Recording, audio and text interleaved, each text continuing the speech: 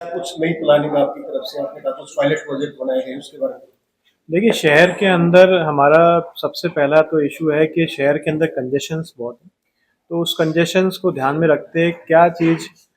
हम ट्रैफिक व्यवस्था कैसे सुधारने में, चाहे वन वे हो, चाहे कुछ ऑफिसेज का टाइम शेड्यूल चेंज करने में, या उनका एरिया नए एरिया में ले जाने के लिए, ये सारे हमने प्रपोजल्स प्लस कुछ यहाँ पर कोचिंग सेंटर्स भी बहुत ज़्यादा चल रहे हैं जो कि गाइडलाइन के मुताबिक, जो सुप्रीम कोर्ट और हाई कोर्ट की गाइडलाइंस के मुताबिक ठीक नहीं है, तो उनको भी हम लेके उन पे क्या एक्शन लिया जा सकता है उसको भी हम देख रहे हैं, क्योंकि मोस्ट ऑफ द ट्रैफिक जो नया हो रखा है वो इन कोचिंग सेंटर्स के जो आउटग्रोथ हुई है उसके कारण से।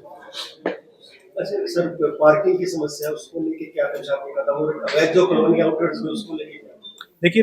मेरे संज्ञान में आया कि कुछ एरिया में अवैध कॉलोनी जो आ रही है, तो उनके ऊपर लगातार हमारा डिमोलिशन एक्टिविटी चालू हो गई है और डिमोलिशंस भी हमने किए। और किसी भी तरह का जो अनऑथराइज्ड कॉलोनीज हैं वो हम पनपने नहीं देंगे। साथ ही साथ हम उसमें कोशिश कर रहे हैं कि जो हमारा एरिया है जिसमें कि 7A नहीं है, वो 7A के अंदर डाल दिया जाए, कंट्रोल्ड एरिया के लिए जाए, ताकि उनका रजिस्ट्रेशन भी हम रोक सके। दूसरी बात, जहाँ पर कोई कॉलोनी इलीगल कटी गई है, तो मैं आपके माध्यम से हम बताना चाहूँगा कि हम पुलिस की तरफ से भी ऐसे जितने भी कॉलोनाइजर्स हैं उनके खिलाफ एफआईआर दर्ज करके उनका चालान भी पेश कर रहे हैं, साथ में उनको अरेस्ट भी करने की तैयारी कर रहे हैं, ताकि किसी भी तरह से जो जनता के साथ कोई खिलवाड़ ना हो सके और इन कॉलोनियों पे भी हम लगाम लगा सकें। हाँ सर, शहर में तो जो बंदर हैं वो बहुत ज्यादा है। सिविल हॉस्पिटल की अगर बात करें, पेरियार लेक की अगर बात करें, तो बंदरों की ऐसी समस्या बनी हुई है जो सिविल हॉस्पिटल में जाते हैं, मरीज जाते हैं, उन्हें काट लेते हैं, उनके लिए क्या करें? देखिए, थोड़ा सा हमको इस चीज़ में ये कॉन्फ्लिक्ट देखना पड़ेगा कि ह्यूमन एनिमल कॉन्फ्लिक्ट देखना पड़ेगा। आप कहीं ना कहीं देखेंगे तो सबसे पहले तो हम खुद ही बंदरों को सबसे पहले खाना डालते हैं, चाहे फूड हो चाहे ये हम डालते हैं, तो वो अपने नेचुरल हैबिटेट से इस ओर आकर्षित होता है। दूसरा, जहाँ पर भी हम डालते हैं, चाहे रिलीजियस प्लेसेस हो चाहे आपके बाजारों में है, वो इस टाइप के अट्रैक्ट होने के तो उनकी वो हैबिटेट बन जाती है। अब नगर पालिका की तरफ से भी हमने इसमें कई बार जगह टेंडर भी किया था, लेकिन होता ये है कि जहाँ पर भी हम छोड़ के आते हैं, ये सिर्फ रोहतक शहर की नहीं, पूरे हरियाणा की है, कि जो उनका नेचुरल हैबिटेट में जो उनकी आदत बन गई है, तो वहाँ पर उनको वो वापस निकल के लोकल हैबिटेट में आते हैं। लेकिन फिर से हमारी कोशिश रहेगी कि इस तरह के जो नए टेंडर्स वो किए जाएं, और साथ ही साथ जो बंदरों की जो समस्या है उसका ध्यान रखा जाए। शहर में सफाई व्यवस्था चरमरा रही है, उसके लिए क्या कदम उठाएंगे? देखिए, क्योंकि आप सब जानते हैं कि मामला कोर्ट में, इसमें सरकार के संज्ञान में भी डाला गया कि इसमें पैरवी कोर्ट में करके और इसमें कार्रवाई की जाए। मेरा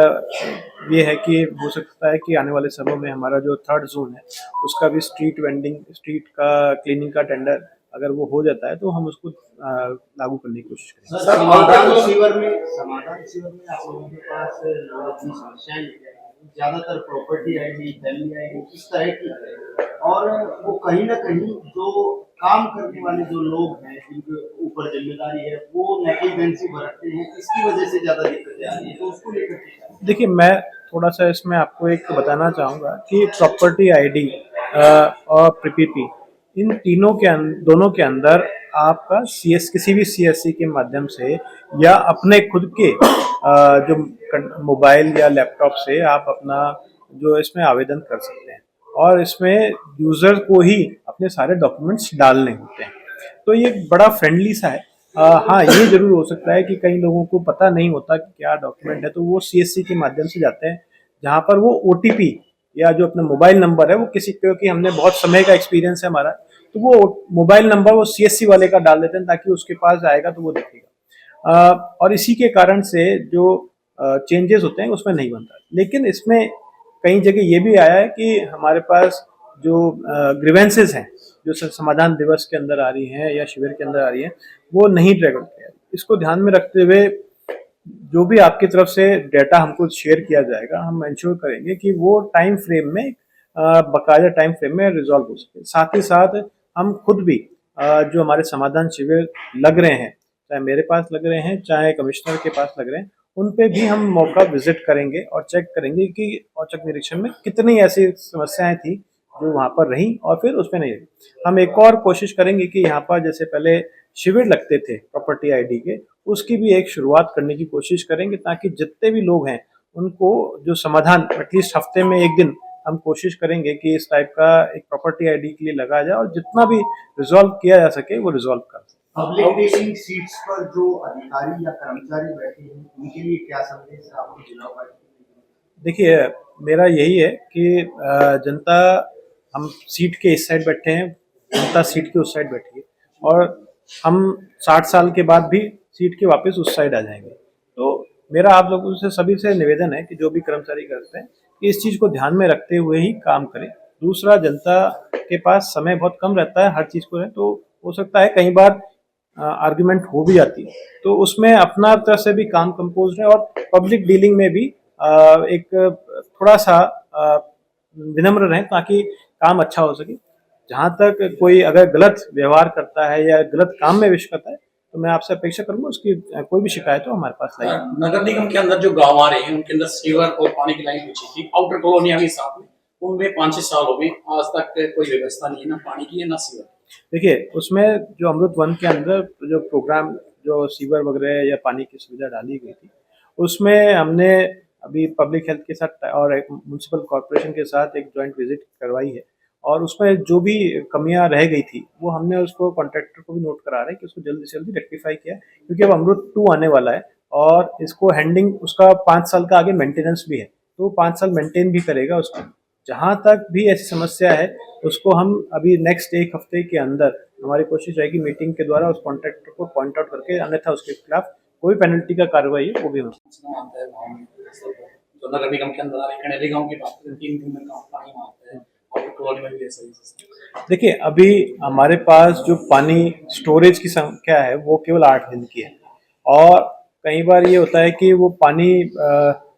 जो पानी है वो एक्सेस में कहीं ना कहीं यूटिलाइज हो जाता है या फिर उसमें बढ़ती हुई जनसंख्या के लिए नहीं होता, तो हमने इसमें 32 दिन की स्टोरेज के लिए पीलीआर के अंदर एक 25 एकड़ का प्रपोजल तैयार किया जो कि सरकार को भेज रहे हैं, जिसमें कि जमीन हस्तांतरित करने के लिए है ये पब्लिक हेल्थ डिपार्टमेंट को, ताकि वो वहाँ पर अपना प्रोजेक्ट बना सके। प्रोजेक्ट बन के तैयार भी हो चुका है, उसका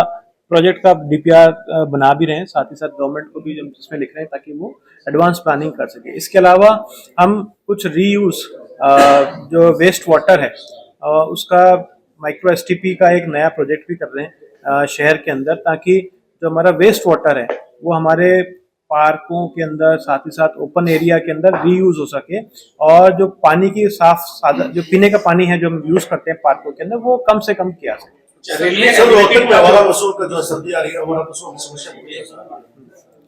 देखिए, मैंने कल भी विजिट किया है और काफ़ी हमने सुना है कि बहुत से शहर में डेयरियां भी चल रही हैं जो कि उस आवारा पशु को भी बढ़ाती है, साथ ही साथ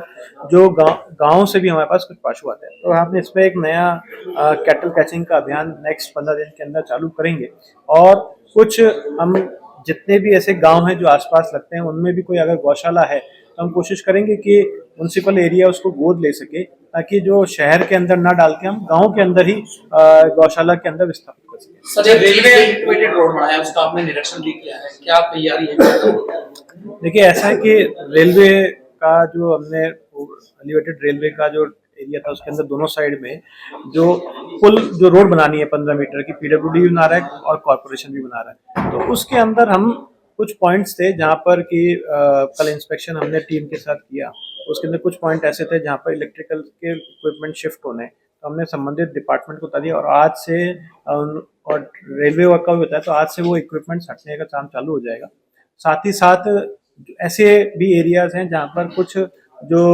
मुआवजा अभी देना बाकी है, तो उसके लिए भी हमने टीम को कहा है कि इसको ज़्यादा से ज़्यादा मुआवजा करें, क्योंकि जैसे ही ग्रैप 4 की जो गाइडलाइंस हटेंगी तो उसके बाद हम तुरंत इस पे काम चालू करेंगे। सर एक चीज देखिए, सर एक छोटा सा सवाल है, एक चीज देखिए, पब्लिक डीलिंग के टाइम पे कुछ कर्मचारी मोबाइल यूज करते हैं, पब्लिक का काम नहीं होता, क्या मैसेज देना चाहिए? देखो, ऐसा है, मैं आपको ये बताऊं कि मोबाइल तो मैं आपके सामने भी यूज कर रहा हूँ, हो सकता है कि जरूरी नहीं वो सिर्फ अपने आनंद के लिए कर रहा हूँ, हो सकता है उसके हेडक्वार्टर से कोई फोन आ, सीनियर बॉस का भी फोन हो सकता है कोई उसको इंटरेस्ट नहीं देना, तो हम जज नहीं कर सकते, लेकिन हर एक बंदा अपना जो उस पर प्रेशर रहता है उसके हिसाब से काम करता है। ठीक है सर।